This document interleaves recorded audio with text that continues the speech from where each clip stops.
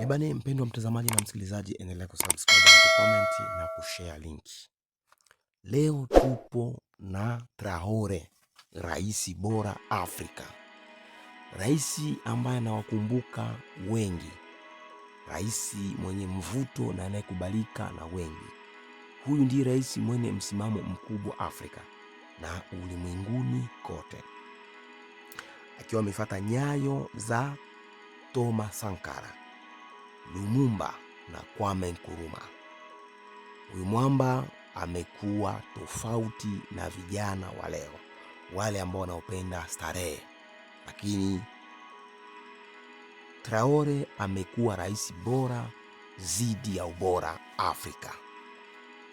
Iko hivyo, aliposhika nchi amekuta Burkina Faso ikiwa imepigwa na janga la uchumi na njaa. Lakini alipokuja amekuja kwenye mfumo wa mageuzi na kuiweka nchi kwenye usawa na kuwapa wananchi haki zao na kuwaheshimu wananchi. Ni ngumu sana katika uongozi wa Afrika kuheshimu wananchi. Wao wanaongoza na wanajilimbikizia mali, wakijiita kwamba wao ndio wanaweza kuongoza. Sio kwa Traore. Ndio maana amekuwa rais wa kwanza kupendwa Afrika na ndiye rais wa kwanza kupendwa ulimwenguni. Hii ni KC1 leo inakuletea makubwa ya Traore.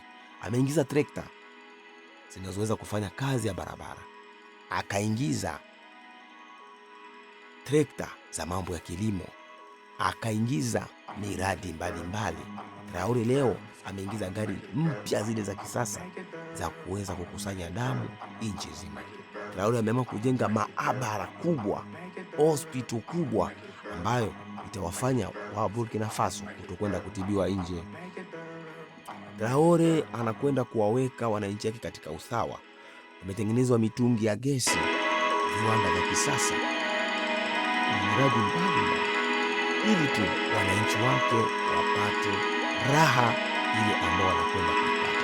Huyu mwana aliwaambia Wafaransa hivi: kama nyinyi una mali Ufaransa, basi tuonyesheni machimbo na sisi tuje huko tukachimbe na nyinyi mje huko mkachimbe. Mpaka sasa Ufaransa walikosa swali la kujibu. Traore amekuwa mtu ambaye yuko tofauti sana na wengine viongozi. Wao wanapenda kuvaa, wanapenda kutoka mitoko ya hatari. Kwa Traore hilo haliko. Anakwenda na program. Ambao kwamba huyu ndiye rais wa kwanza kupendwa Afrika na rais wa kwanza kukubalika na kila generation ndani ya ulimwengu huu.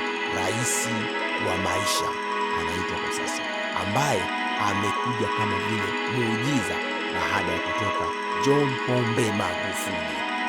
Akafuata Traore. Afrika itabaki kwa Afrika.